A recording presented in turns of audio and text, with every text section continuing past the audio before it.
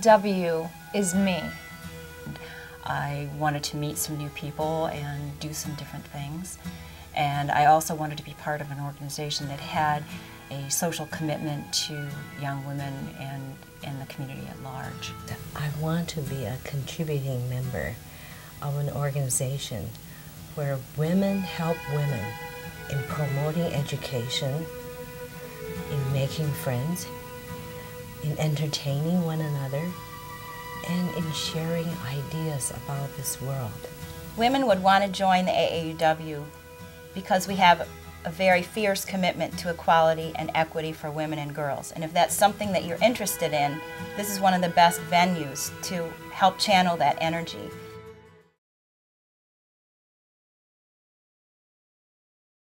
Hi, and welcome to AAUW Connections.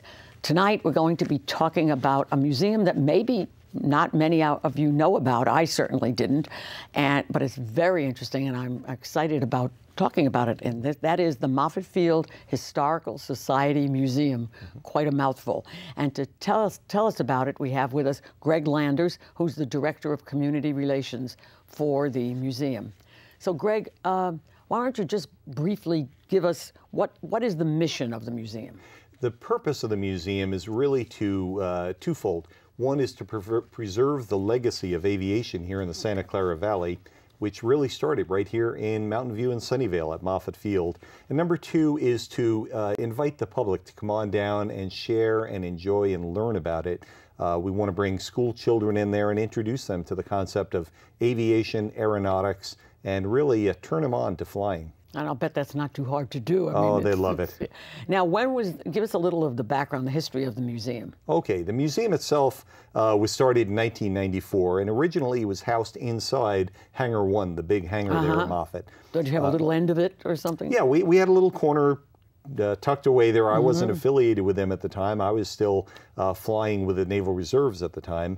And they left the museum and they opened up across the street. We're in a separate building now. We've opened this facility in 2005. We've got 17,000 square feet of display there, and we are just now opening up an air park right next door where we're going to have some restored aircraft there. Will that be outdoors? Outdoors, exactly. Oh my goodness. Now, is this going to be a permanent home? We would like to think so. Yeah, I might have to talk to our landlords, NASA, about that, but we're going to be there for quite a while. I'm just curious, do they just allow you to use the space? Do you have to pay rent? Or? Oh, we pay, not rent, but we pay for services. And that's another reason why I'm here, is because we generate our income from donations as well as some admission fees and things like that. And we need to be able to pay the overhead to stay in business. Now, who founded it? Who were it was started by a group of dedicated people, some of whom were former naval aviators, and others just loved the concept of naval aviation at Moffett Field, Mountain View, Sunnyvale. And it was founded and started from the heart. That's pretty interesting. I would have assumed, wrongly as it turns out, that they were all Navy people, but they weren't. They were just people who just admired the history. For example, a couple of them were a little older than me, and they remember when the USS Macon was here at Moffett Field. And of course, that was the impetus, that was the baby that was born here in Mountain View and Sunnyvale. Very large baby at that. And they saw the evolution of the base over the years, and it was started just about the time that Moffett Field was put on the base realignment commission list, and they basically said, we're going to close Moffett Field. And they said, you know, we hate to lose all the history and all the legacy that's been built up there. And are many of those people still associated with the museum? We do. We have a core of docents that are outstanding. I mean, they could give God a tour of heaven. Not too soon, though. Not too soon. But some of them have been here from the beginning, and they can tell you trivia that every time I go through the museum, I learn something. And I'm a director there, and I still learn something every day. And what is your connection to the museum? I know you're the Director of Community Relations, but how did you come to the museum? Well, I came out here to Mountain View in 1974 as a young Navy pilot. I was a 23-year-old Navy ensign, reported to Moffett Field, and I flew the P-3 aircraft at Moffett Field on active duty for a while, and then in the reserves. I actually retired from the Naval Reserves in 1996 here, and I just have such a love of the Navy, of flying, and of Moffett Field that I've stayed involved with it ever since. I know the president of the museum, Herb Parsons. We actually used to fly together in the Naval Reserve. Oh, really? And I have great respect for Herb and for the mission of the museum, so I said if I can help out, call on me. Now, the P-3s, those are aren't those the planes that sort of, I remember working in Sunnyvale at one time, and at a certain hour in the afternoon, they were all coming in. We were in and out at all hours of the day and night. We didn't write the schedule when I was flying. The Russian Navy wrote the schedule for us. Ah, yes. But they were the large... They had no suggestion box for us. They didn't. And unfortunately, it was all in Cyrillic. But, so even if they did, yeah. Right. They were the large 4-engine airplanes, and their primary mission was anti-submarine warfare. And back in the 70s, the 60s, the 70s, even up until the 80s, we actually had Russian submarines cruising up and down the coast of California. Really? And they had missiles in there with names like Sunnyvale and Mountain View written on them. Really? No. Oh, true story. Yes, absolutely. And quite honestly, the United States has submarines off the Soviet Union coast at that time. And thank God we never went to war. But had we gone to war, it was the concept of mutually assured destruction. Yeah. So our job was to make sure the Soviet submarines never fired their missiles on the United States, and particularly not on Sunnyvale, Los Altos, Mountain View. Exactly. Now, I've always wondered, why is Moffett Field named Moffett Field? Oh, do we have 4 hours? Well, no, but take a let me take you on a very quick trip back, and this is what you learn at the museum. The concept started back in World War I, because prior to that time, our nation thought we were isolated, we were immune from attack. And then some brilliant thinkers thought, you know, we've seen the foreign nations now, they can steam over the ocean and maybe surprise us. So they decided to put some eyes in the sky, as they call it, on each coast. How do we defend the west coast of the United States against a sneak attack? And they thought about putting ships at sea, and they can stay at sea a long time, but they can't look too far, and they didn't have radar. They thought about putting airplanes up, and we had airplanes at the time, but they can't stay aloft too long. And the perfect balance between the two was basically a flying aircraft carrier. And that was the the lighter than air rigid airship USS Macon. And if you look at Hangar One at Moffett Field, that hangar was built to hold one airship, and that was USS Macon.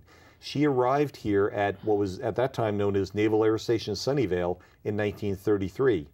Sadly, earlier in 1933, Admiral Moffett, who was the chief of the Bureau of Aeronautics for the Navy and a strong proponent for this new concept of aviation, he died when the sister airship, USS Akron, went down at sea off New Jersey. And so in his honor, in September 1933, they named the landing field Moffett Field at Naval Air Station Sunnyvale. Now, later on, it became to be known as Naval Air Station Moffett Field, but I don't want to jump too far ahead. You may have some more questions before that. Well, was Moffett always a Navy base? What was it before? Well, originally it was farmland, and then the business people in the area, led by a Mrs. Laura Whipple, she was a realtor, and they said, we want the Navy to build here, not San Diego, not up in Oregon, we want them right here in the Santa Clara Valley. So they bought the land, they turned it over to the Navy, and it was established as Naval Air Station Sunnyvale. In 1935, when the USS Macon crashed at sea off of Big Sur, the Navy was left with a field, a large field, a lot of people, but no more airship. And so they actually turned it over to the Army. Little known fact, good trivia here. It became an Army airfield from 1935. And it was the Moffett Field U.S. Army Air Corps. And that's right, because in those days the Air Corps was part of the Army. That's right. We had no Air Force at the time. By the way, they trained hundreds or thousands of pilots at the Army Air Corps Moffett Field.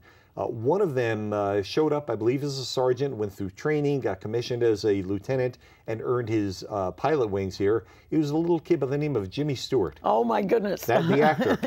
He was the first major Hollywood actor to join the military in World War II, and he learned to fly right here at Moffett Field Army Air Corps. So he must have been here for some significant time, long enough to come through the ranks. And I talked to a lady who said she used to work in an office, and Sergeant Jimmy Stewart washed her windows one day. Oh, my goodness. These are the kind of stories we hear at the museum. That is. Now, you mentioned the Macon. Yes. And we've been talking about names, and was that, you had one, you mentioned the Akron. So was the Macon named after Macon, Georgia? It was. These were two prototype weapon platforms, if you will. It was a whole new, well, aviation was a new concept. It was only about 30 years old, and Admiral Moffett was one of the two major proponents of aviation. The other one was a Colonel, then General Billy Mitchell, who was advocating for the Army. And Billy Mitchell and William Moffett often butted heads. Oh, I really? will say that Admiral Moffett won. Competing for funds? Yes, exactly. And Billy Mitchell thought that the Army should take over everything to do with aviation. And Admiral Moffett said, no, the Navy is a unique service. We have our own unique needs. And it was interesting that I grew up on Long Island in the shadow of Mitchell Field, and then I came out here and served at Moffett Field. So I come from both families here. Yes. But Admiral Moffett was the one who decided that we should base it right here in Sunnyvale, and that we should have this new prototype airship, the USS Akron and the USS Macon. Now, the Akron was designed to protect the East Coast. I was based out of New Jersey. She was commissioned 2 years earlier, and she was built by the Goodyear Zeppelin Company in Akron, Ohio. And so they named ZRS-4 after Akron, Ohio. And then ZRS-5 was built and commissioned in 1933, and they named that after Macon, Georgia, because I believe the representative from Georgia who came from Macon was the head of the House Appropriations Committee or something. Sure, so and rank has its privileges. It was a good political move. Now, you mentioned in passing that we're talking about Billy Mitchell and Admiral Moffett, that they butted heads, and then you said, but Admiral Moffett won. In what sense? That well, not to get off on too much of a tangent here, but at that time, General Mitchell came out and was making some pretty inflammatory comments. He ended up getting himself court-martialed. Oh. And so he got slapped pretty hard. I believe he was reduced back down to the rank of colonel. And Admiral Moffett was the first chief of the Bureau of Naval Aviation. He was then nominated for a second term, and then a third term, and then a fourth term. They just wouldn't let him out of the job, and sadly, he died in the crash of the USS Akron right after the beginning of his fourth term. Now, you talked about the Akron and the Macon, and they were aircraft carriers? Well, they were, and I have to define this term, they were lighter than air, rigid airships. Now, that's a mouthful. An airship, is that a ship or is that a plane? Well, you know what? It's a combination of the two. The reason they call it an airship is because a rigid airship is built just like an ocean liner. It's built like a ship. They start with a keel and they put metal ribs in it. Of course, in a ship, they use iron. In the airships, they used a form of aluminum. At the time, they called it duralumin. And so they started actually with 3 keels for these airships, and then circular ribs running the entire length. That gave it a rigid structure. Inside that, they had 12 airbags that they would fill with helium. That provided the lift. And then they installed 8 gasoline engines on the inside with 8 propellers on the outside. That gave it the thrust. They had large fins on the back to control the steering. And so it was very much like an ocean-going liner, except it was airborne. And the secret weapon was that they could open a door in the bottom of this airship, and they would drop, look like a trapeze bar out, and a little airplane would come on up, hook on there. They would lift it up inside. She could carry 4 scout airplanes inside the dirigible. And that was the main purpose, so that they would go out and they would scout the ocean to make sure the enemy wasn't going to sail over the horizon. So it was really an early predecessor, in a way, of an aircraft carrier. It was. Indeed it was. We were just sailing our first 2 prototype aircraft carriers at the time.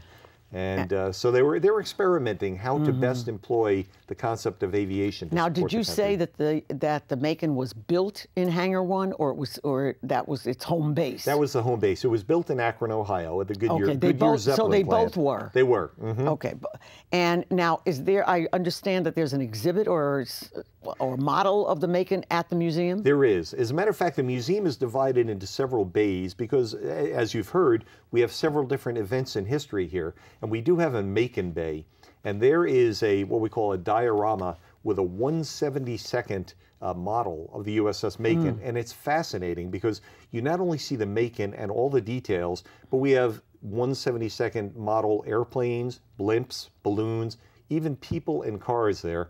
And you look at the size of the people and you look at the size of the Macon and you just say, oh my God. And that's one of your exhibits. It is one of the exhibits. You can walk up, and it's surrounded by pictures of the interior of the Macon and actual equipment that was aboard the Macon and ships similar to the Macon. Now, in talking about that, you were mentioning Goodyear in Akron, Ohio, and Zeppelins.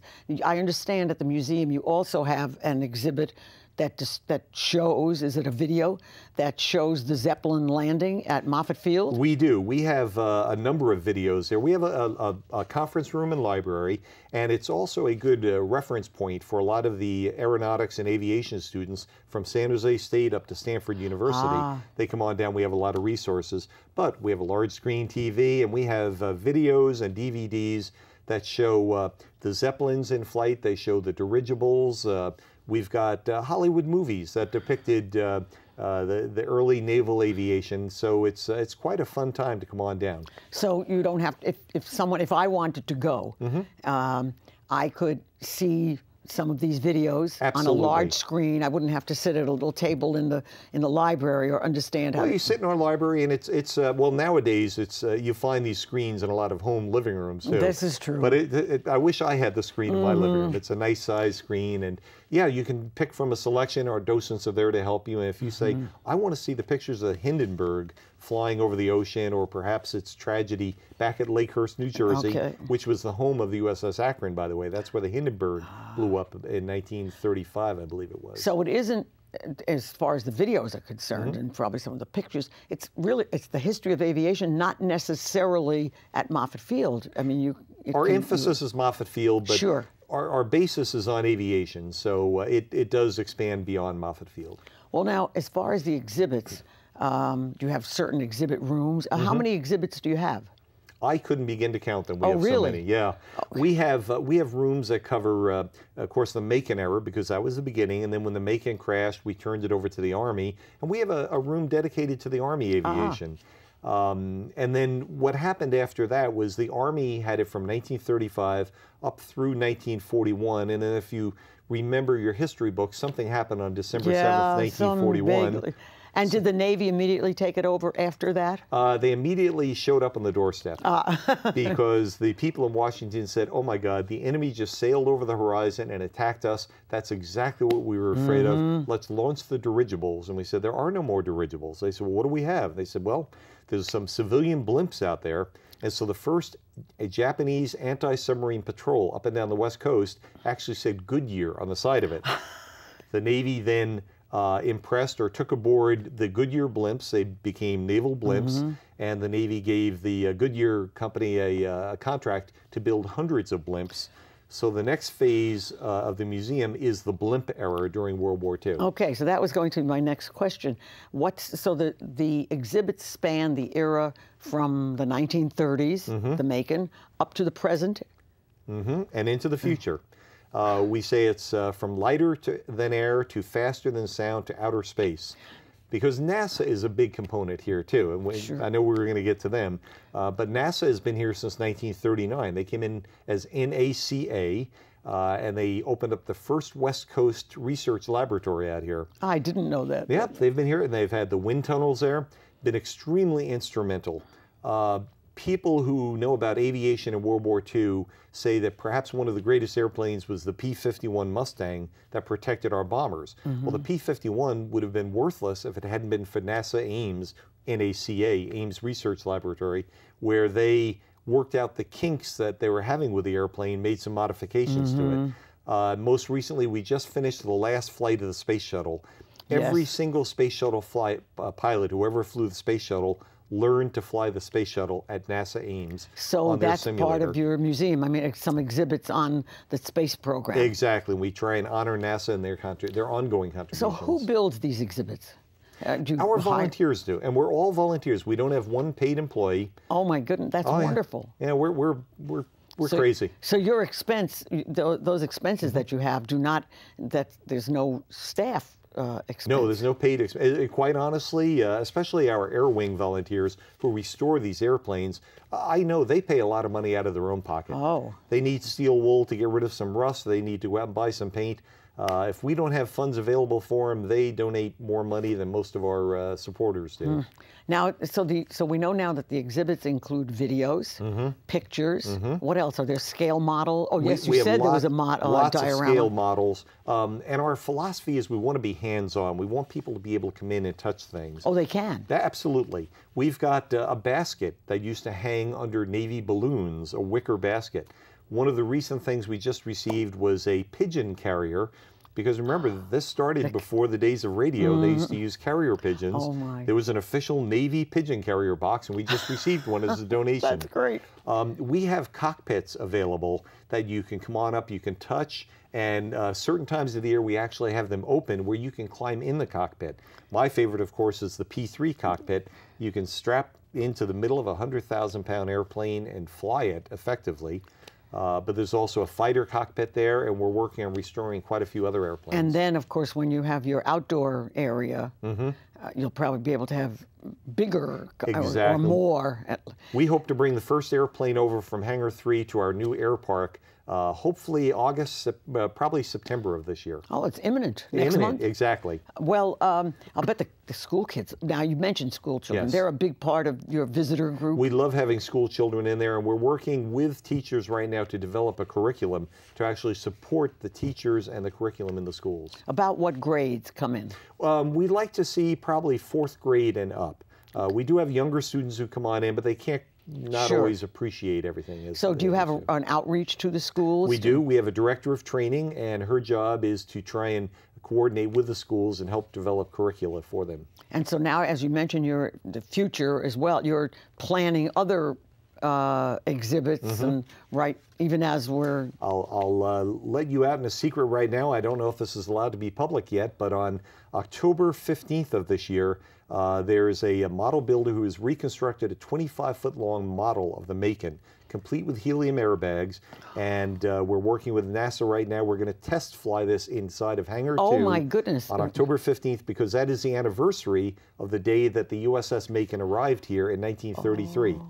So that won't be open to the public, but we hope to have television coverage of it, and we've got several other events planned coming up where we want to invite the public in for special events. And this, again, is done by a volunteer? Absolutely, all by volunteers. So so the docents, obviously, in addition to the volunteers who construct the exhibits, you have docents who give tours of the museum. We do. Is that right? And who are they, more or less? They are primarily former naval aviators, and it doesn't mean that they're all pilots. We have flight engineers, we have air crewmen, mechanics. These are people who have a love for aviation and a love for naval aviation, and they can tell you how many rivets there are in the pilot's seat of a World War II airplane. Yeah, maybe some of those who weren't even pilots might have more details. They're just they do. Lovers of, and have done of aircraft. Is that true? You can tell the pilots, because we're the ones who say we know everything. The true docents are the ones who really do know everything. But you have a combination of both. We do. Now, if someone wanted to come and wanted a tour with a docent, do you have to arrange that in advance? Well, it's always good to call ahead, because we're getting to the point now, we're getting over 500 visitors a month coming through the museum. Oh, that's excellent. And that number is growing. Our goal is to double that in the next 3 years. And so it's always a good idea, especially if you're going to have a group of 3 or more, call ahead, let us know when you would like to come in so we can have a docent available for you for a tour. Okay, and that can be done. It can be. I believe the number is there on the screen. Just call that number. Now, we ought to talk about when we're open. Right now we're open Wednesdays through Saturdays from 10 a.m. to 2 p.m. Okay, that's the best part of the day. There you go. Wednesdays through Saturdays. Okay, Wednesday, Thursday, I'm counting on my fingers here. 4 days a week, 10 a.m. to 2 p.m., exactly. Now, if you were just an individual who wanted to come, you didn't necessarily want a docent, you could just come? Sure, drop in, come on in. Now, if you're a member of the museum, you get free admission all the time. Otherwise, what do you pay? Otherwise, it's $8 for adults. I believe it's $5 for students. We have another discount for elderly. Active duty military are free all the time, and members of the museum are free. And may I put in a pitch for membership of the museum? Yes, please. This is where we get the money to buy the paint, to restore the airplanes, to build the models. Membership is available online at the Moffett Field website, which I think is also on the screen. And how much does that cost? It's $25 a year, or $300 for a lifetime membership. Well, that's quite reasonable. And I will say it's on sale, because at the board level now, we're looking at our finances and our budget, and all of our expenses are going up. Those prices are probably going to go grow up to. Oh, that sounds like a real deal to It me. is. It's now, wonderful. suppose you mentioned a lot of your support comes from admissions and you have certain expenses. Suppose someone just wanted to make a donation. How would they do that? We would probably hug you. Yes, we do have donation jars out there too, and it's wonderful because we get. I think last month we got over $1,000 in just money put in the donation box, and again, this all turns over to help buy the supplies. Another source of our income, if I may mention, Yes. two more things. We have a gift shop there. We call it Hangar 4, and it's a beautiful gift shop. Matter of fact, this is one of the shirts you can get there. You don't have to be a Navy pilot to wear Navy pilot wings. But you can really impress people with it, You huh? can. And you have children's sizes as well? We do. We have children's flight suits, children's flight jackets. Christmas is really big for us because a lot of people want to buy little leather flight jackets for their yeah, kids. what a great idea. That's really a shopping Lots of, opportunity. we have lots of books and magazines there and all sorts of paraphernalia. That's, and then the gift shop is open the same hours as Same the hours, museum. exactly. So Wednesday through Saturday, 10 to 2. And you can even call on the phone and talk to our gift shop and we can ship something out to you. And then the other source of support that we're always looking for is corporate sponsorship and support. And sometimes it's private sponsorship as well. But anybody who's willing to make a donation to a 50C3, a 501c3 charity, we're glad to give you the receipts for it. I recently had an anonymous donor. I've met her, but she doesn't want to be identified, who gave us $1,000 to help us restore the gondola for a World War II blimp, and we're working on that right now. Now, besides the school children, what kind of groups are likely to come? I'm just thinking about your demographics, or don't you know? It really varies quite a bit. We have a lot of service organizations. Frankly, we do go around, we make presentations to service groups and church groups. We have about a 20 or 30 minute PowerPoint presentation. And usually as a result of that, people say, wow, I've had a taste of the museum. I want to come in, I want to see more. But I'll give you an idea. We have on display a women's aviator uniform. She flew at Moffett Field in the 1950s as... There were women... they weren't in the service. They were in the service. She was aircrew flying on the military transports. We have that uniform on display. She lives right out here, I believe in Los Altos. She shows up about once a month, makes sure we've kept the dust off her uniform. So we have people who actually have their own uniforms and their own history there at Moffett Field. We had a visitor recently. They were out here from Germany, I believe, and somehow they heard about the museum and they said, we have about 3 hours before we have to be at the airport. Can we get a tour? Well, it's certainly going to be on my list for a place to bring visitors, although I know my husband and I will be visiting sooner than that. And let me know and I'll give you a personal tour. Okay, now exactly where is this located? It's right at Moffett Field, and the first question is, how do you get aboard Moffett Field? All you need is a driver's license. Just go up to the main gate, driver's license, that's it. You don't need a DNA sample or a background investigation. And just head for Hangar One. And we are all the way at the base of Hangar One, just to the right as you drive in. But you can ask them at the gate. Just say you're going to the museum. They'll give you directions. And there's some signage as you got closer to the hangar. Wow, that just sounds like a wonderful idea for a way to spend a few hours and come back. The membership certainly sounds reasonable. We have one more thing, if I can put another pitch in. Well, if you can do it in 2 seconds. In 2 seconds. We hold special events there. We've had wedding receptions there, corporate meetings, training meetings. Those are available as well. Okay. Well, this has been so interesting. And yes, we could have talked for another 4 hours, but thank you so much for coming. You're welcome, Marge. And thank you for watching AAUW Connections.